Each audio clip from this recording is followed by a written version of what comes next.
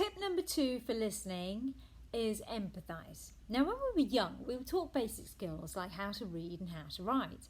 And reading and writing was really easy to teach and it was easy to test.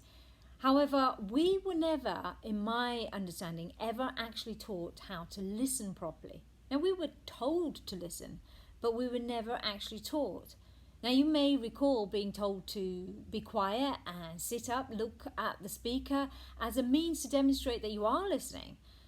And perhaps you were, but you weren't really. Not most of us. I mean, I know my head used to drift off into the abyss and think about different things. So if we weren't really taught how to listen properly, how could we possibly have been taught to empathise?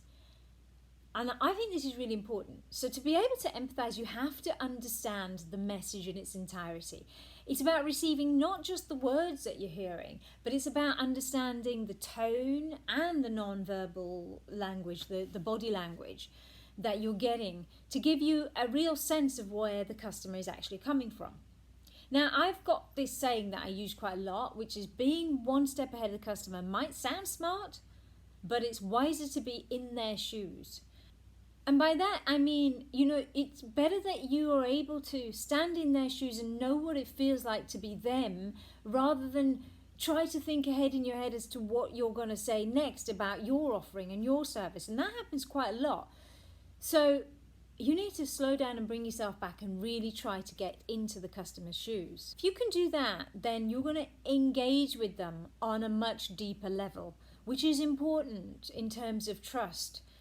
So how do you engage with people on a deeper level?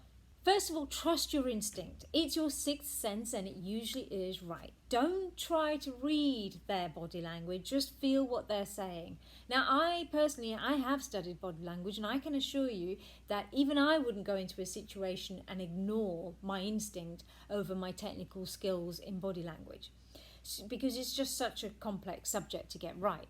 So to help you engage, feel what they're saying. And secondly, let the silence speak for itself. Silences can be golden or awkward. And if it feels awkward, then change it. If it doesn't instinctively feel awkward, then let it happen. It's not going to break the communication just because there are no words in the air, because you've got other skills. You can use your non-verbal communication. You can smile, you can shrug your shoulders, your pen in the air, a gesture, facial expression, asking questions. Try that one at home. If you just let somebody talk, don't butt in when they're breathing, because that quite often happens.